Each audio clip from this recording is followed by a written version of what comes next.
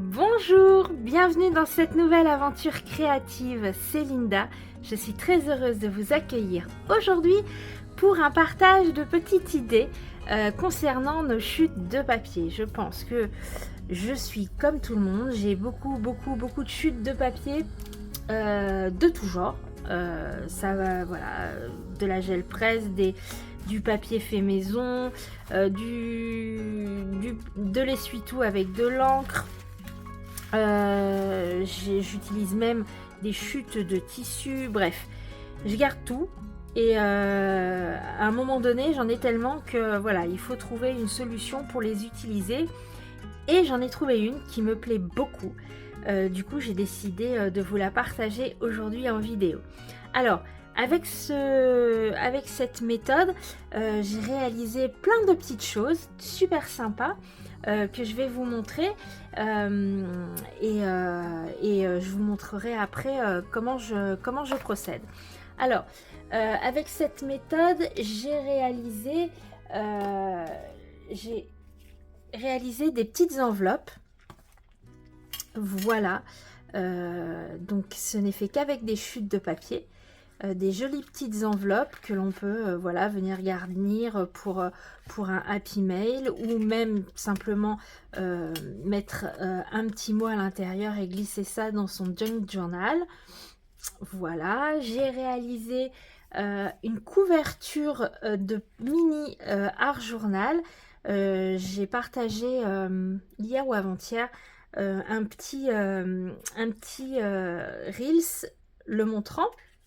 Donc c'est simplement voilà une couverture et à l'intérieur je suis venue mettre des feuilles de cahier tout simple et je suis déjà venue faire 2 pages de art journal à l'intérieur. Si ça vous intéresse, je filmerai quelques pages, quelques petites pages que je pourrais faire. Et vous verrez que même sur des feuilles d'écolier tout simples, il est très facile de venir faire des pages de art journal. Donc une couverture, voilà. J'ai même réalisé une petite série d'ATC que j'aime beaucoup. Hop. J'en ai fait 4. Voilà ce que ça donne.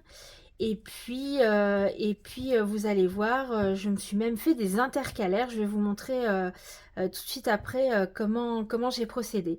Donc voilà, je trouve une façon assez ludique et super joyeuse d'utiliser toutes ces chutes. Et puis voilà, créer d'autres choses avec ce qu'on pourrait peut-être facilement jeter. Moi, c'est quelque chose, voilà, j'ai du mal à jeter. J'essaye toujours d'utiliser tout ce que j'ai un maximum. Et je suis très contente d'avoir suivi mon idée et du coup de décliner ça de mille et une manières. Alors, au départ, je suis partie en base avec un rouleau de scotch, tout simplement. Ce qui m'a permis de faire des bandes. Voilà, des bandes comme ceci.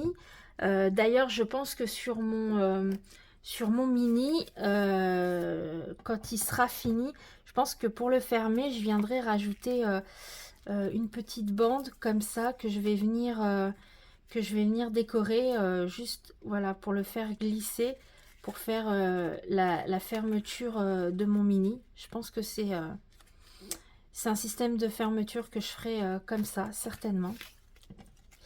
Et puis, avec ces bandes, je me suis voilà, vite trouvée limitée, entre guillemets.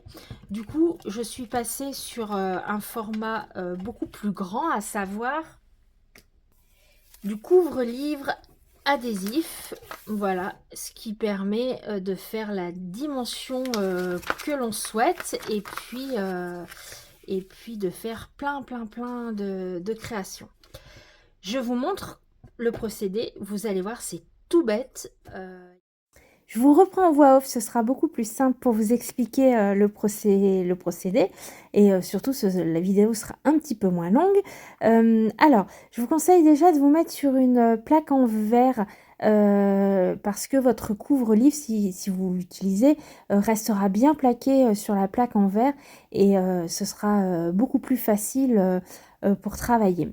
Alors, je viens ici prendre la dimension dont j'ai besoin. Je vais faire une intercalaire, vous allez voir. Donc, je découpe la dimension dont j'ai besoin avec un ciseau. Et puis, je vais venir mettre ma feuille directement sur ma plaque en verre et elle va rester bien plate. Alors, j'utilise toutes sortes de chutes de papier, vous l'avez vu au début, il y a du papier scrap, il y a du papier gel presse, du papier teint, j'utilise même des négatifs que j'aurais utilisé avec des perforatrices, j'utilise même du tissu et j'aime bien venir ajouter des paillettes. Alors, pas de trop, sinon on va perdre le côté collant ici du couvre-livre.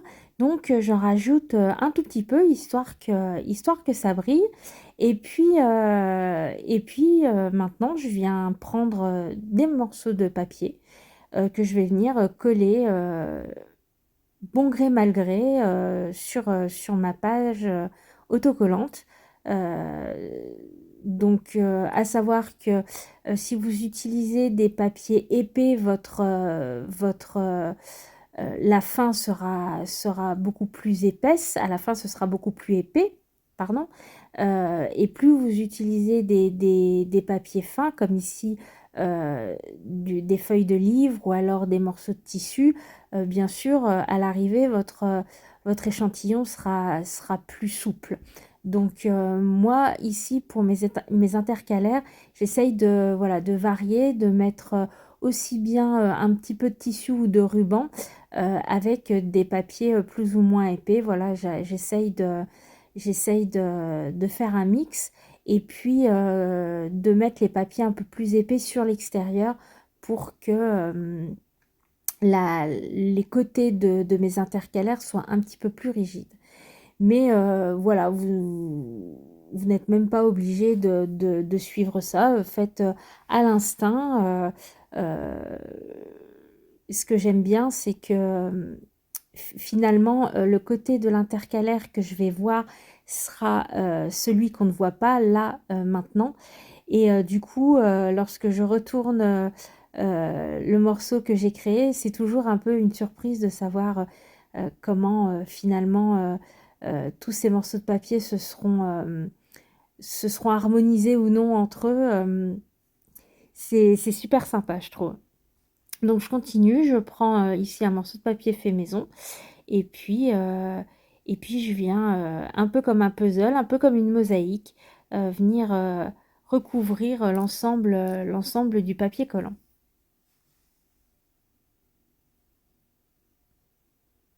Donc ici, c'était une feuille, j'avais fait plein d'essais avec des aquarelles. Je vous dis, je jette rien, donc même ça, je l'ai gardé. Et puis, ça va apporter un peu de graphisme finalement à cette page faite de chutes. C'est sympa aussi, plutôt que d'avoir que finalement des morceaux plats, quoi, rien qu'avec des aplats de couleurs. Alors ici, c'est des morceaux de papier de soie que je suis venue tamponner. J'aime bien en rajouter aussi. Alors c'est très fin, donc ça rajoute pas beaucoup d'épaisseur. Mais vu qu'on verra les deux côtés, ici les deux côtés, aussi bien recto que verso, j'aime bien venir rajouter un petit peu de détail de l'autre côté, vu que voilà, c'est toujours un peu moins coloré. Donc j'aime bien venir rajouter un peu de contraste avec, euh, avec des motifs noirs. Voilà, donc là j'ai terminé. Donc je vais venir reprendre l'autre moitié de mon couvre-livre adhésif. Mais avant, je vais venir rajouter encore des petites paillettes. Alors ici, c'est des paillettes un petit peu plus grosses, dorées. Ça amène voilà, un petit plus, je trouve. J'aime bien rajouter ça. Donc la deuxième feuille de couvre-livre que je vais venir simplement poser dessus. Je vais bien venir chasser l'air, bien à plat. Ça se fait tout seul, hein. Finalement, si le couvre-livre est pas trop grand, c'est pas trop compliqué à venir poser. Plus c'est grand, plus c'est compliqué en fait. Donc j'aime bien cette dimension. Ça fait environ, je dirais, 20 par 25 à peine. Vraiment à peine. Voilà, donc je retourne et je vois ce que ça donne. Et avec ce morceau, je vais venir faire une intercalaire, donc que je vais venir mettre dans mon filofax, là où j'étudie l'astrologie. Je suis en train de faire des intercalaires pour venir délimiter toutes mes maisons, en fait. Donc il va me falloir 12 intercalaires. Et j'ai trouvé cette idée voilà, assez pratique euh, de venir utiliser ces chutes et de faire ces intercalaires. Donc mes intercalaires mesurent 15 cm par 21. Donc je viens retailler mon morceau à la bonne dimension. J'aime bien, mais ça c'est facultatif, mais j'aime beaucoup rajouter tout le tour un contour de fil fait à la machine à coudre. Ça permet en plus de bien sceller le papier, le couvre-livre, bref, ça amène une petite finition que moi j'aime beaucoup. Dans mon filofax, j'utilise ce set de papier on a eu il y a très longtemps à Action. Je viens prendre des petits onglets que je viens pareil coudre à mon intercalaire. Ici, ce sera, je crois, l'intercalaire de la maison 5. Donc sur le petit onglet, je viens mettre un petit 5. Et puis je me suis fait plein de... pour les 12 maisons, je me suis fait voilà, des petites cartes avec les cartes de ce set de papier. Que je vais venir mettre avec du double face, tout simplement sur l'avant de mon intercalaire. Je vais venir perforer mon intercalaire et puis la rajouter dans mon filofax avec les 4 premières que j'ai déjà faites. Voilà.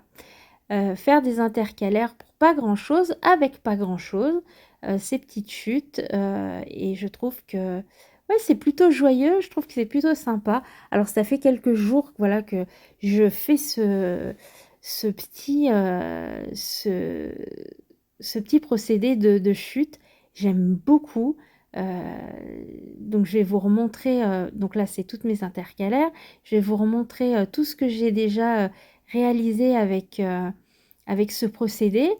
J'ai oublié de vous montrer, j'ai aussi fait des tags avec, alors un tag que j'ai mis d'ailleurs dans mon gros Art Junk Journal, mais c'est aussi faisable de faire des tags avec ce procédé. Donc le mini art journal, les 2 enveloppes et puis la série d'ATC. Je vous avais montré également dans ma vidéo sur mon Daily Junk Journal du mois de juin que j'avais fait une petite pochette à l'intérieur. Voilà, alors ça c'est fait avec le scotch que je vous ai montré en début de vidéo. Voilà, j'espère que cette vidéo vous aura inspiré, vous aura donné des idées. En tout cas, moi, ce fut un plaisir de vous retrouver aujourd'hui. Je vous dis à tout bientôt. Merci beaucoup si vous êtes arrivés jusque-là. Prenez soin de vous. Allez, ciao!